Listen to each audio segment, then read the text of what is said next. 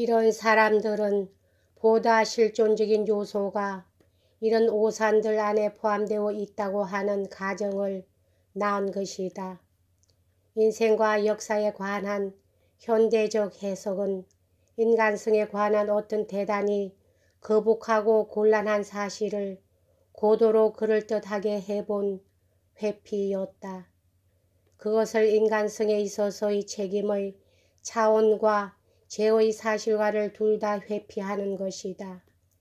그것은 인간을 스스로의 세계 및 자기 자신의 심판자가 되게 하고 그들보다 높은 심판의 세밀한 검사로부터 해방하는 것으로 생각되었다. 특히 그 중에서도 그것은 이보다 높은 심판에 포함되고 있는 신의 고발을 무효로 하고 또한 말살한 것이다. 그것은 인간 자신이 그를 괴롭히는 역사적 악을 낳은 자라는 질책할 만한 의심에 대해서 반박한 것이다. 요컨대 인생과 역사에 대한 근대적 해석의 전 구조는 인간의 연약함과 불안정과를 애매하게 하는 인간의 자부의 매우 오묘한 고안이었다. 또 그것은 인간의 연약함과 불안정을 무시하려고 하는 노력을 통해서 그들이 빠지는 죄를 감추려고 하는 양심의 오묘한 고안이며 또한 책임을 회피하려고 하는 인간의 게으름의 고안이기도 하다. 어떤 회피가 고안될 때에 18세기 및 우리 세대에 있어서의 18세기의 시대에 뒤떨어진 자손들이 자기들의 제일 의적인 관심사는 인간의 존엄을 확립하고 보호하는 일이라고 거듭 되풀이하는 것은 특수한 풍자의 성격을 가지는 것이다. 더 철저한 우리 문화에 대한 자연주의적 해석은 인간의 존엄을 표면상으로만 지킨다고 하는 어리석음에 빠지고 있다. 동시에 실제로 이 해석은 인간의 행위를 자연계의 사실, 그에 대해서 도덕적 심판을 내릴 수 없는 것은 모든 인간의 행위가 어떤 충분한 원인의 결과이기 때문이다. 차원에 끌어내림으로써 자기는 책임적 존재라는 것을 부정하는 것이다. 더 철저적인 것이 못되는 자연주의자 및 관념론자는 인간의 마음의 존엄을 크게 존중한다.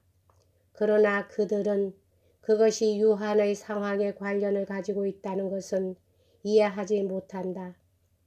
이리하여 그들은 인간의 상황의 영구적 애매성과 모순되는 역사적 운명의 지배를 약속한다. 그리고 그들은 마치 인간이 자기의 힘에 의해서 역사의 힘을 지배한 것과 같이 그 마음속에 역사의 존재를 완전히 측정이나 한 것처럼 하여 확신 있는 역사 철학을 수립하는 것이다. 그러는 중에 인간이 표면상으로만 주기적으로 지배하는 힘에 자기 자신이 관련을 가짐으로써 근대적 자기 만족에 있어서의 환멸의 충격을 일으킨다. 역사적 운명의 지배자라고 뽐내는 자가 그 의지의 힘을 초월하는 역사의 힘 사이에서 희롱되는 자기 자신을 발견할 때 절망의 발작으로 인하여 괴로움을 당하는 것이다. 그리하여 역사의 의미의 자랑스런 해석자는 모든 알려진 진리가 특별한 그리고 독특한 역사적 지위에서만 알려지기 때문에 과연 어떤 진리라도 알 수 있는 것인지를 의심하면서 주기적으로 절망에 빠지는 것이다. 때로는 책임 있는 자기가 무시되는 까닭으로 해서 인간의 존엄이 부정되고 때로는 인간의 약함이 망각되기 때문에 이 존엄이 과장되는 것이지만 이보다도 더욱 심하다고까지 느끼지는 과오가 모든 이런 근대적 산정들에 붙어 다니는 것이다. 인간의 비애, 즉 그가 죄가 있다는 사실은 회피된다. 인간의 힘과 자유가 창조적인 가능성뿐이 아니라 파괴적인 가능성까지도 함유하고 있는 사실은 인정되지 않는다. 자아의 의지와 인격과의 중심 및 정수에 있어서 그것이 인간의 자유의 파괴적인 면에 대하여 가지는 책임은 특히 강렬하게 부정된다. 서로 자기는 책임 있는 자라고 인정한다 하더라도 죄는 책임을 동반한다는 관념의 종교적 불건전의 기괴한 형식이라 해서 부정되는 것이다.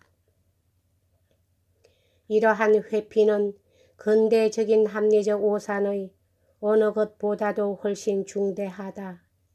그것은 인간의 상황은 합리적 이해라든지 하는 간단한 체제로는 이해되지 않는다는 것을 시사한다.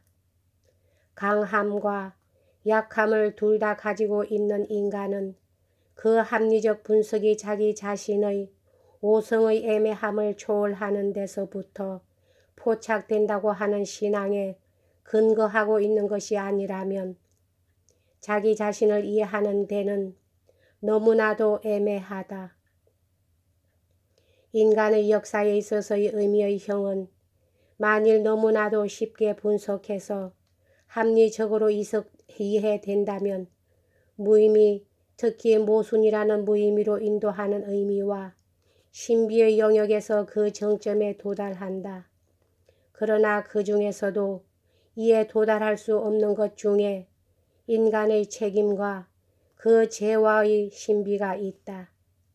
인간의 마음에 있는 완강히 반항하는 요소는 자연의 지연이 아니라 자유의 타락인 것이며 증가하고 있는 자유에 의해서는 극복되지 않는다. 이것이야말로 완전한 신비이다. 이리하여 합리적으로 이해할 수 있는 역사라는 현대적 개념을 분석한다면 이러한 개념은 너무도 단순한 도덕적 의미를 역사에 부여하고 있음을 알 수 있다. 근대의 합리주의가 소화할 수 없었던 이율 배반과 신비를 깊이 생각해 본다면 인간의 생활과 역사는 신앙에 의해서 분간할 수 있는 신비와 의미와의 보다 큰 영역의 틀 안에서만 포착할 수 있다는 것이 거기에 암시되고 있는 것이다. 인생 및 역사의 현대적 해석과 비교해서 그리스도교적 해석을 설명함에 있어서 이런 비교가 현대인에게 그리스도의 신앙을 승인하도록 합리적으로 강요할 수가 있다는 의미에서 그리스도교적 해석이 합리적으로 가능하다는 것을 증명하려고 하는 목적을 부인할 필요가 있다. 인생과 역사의 그리스도교적 해석은 회개에 의해서 환기된 신앙에 근거하고 있다. 존재의 가장 심각한 수수께끼는 그것을 둘러싸고 있는 악에서가 아니라 그 자신 안에서 보는 혼에 의해서만 이러한 그리스도교적 해석은 충분히 이해될 것이다.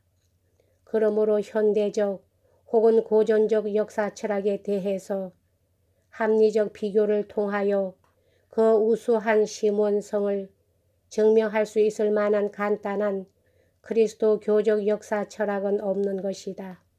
그렇지만 역사의 합리적 이해라는 이론의 한계를 합리적으로 분석하는 일이 가능했던 것과 꼭 마찬가지로 그 타당성을 합리적으로 증명하는 것은 가능할는지도 모른다. 여기까지 하겠습니다.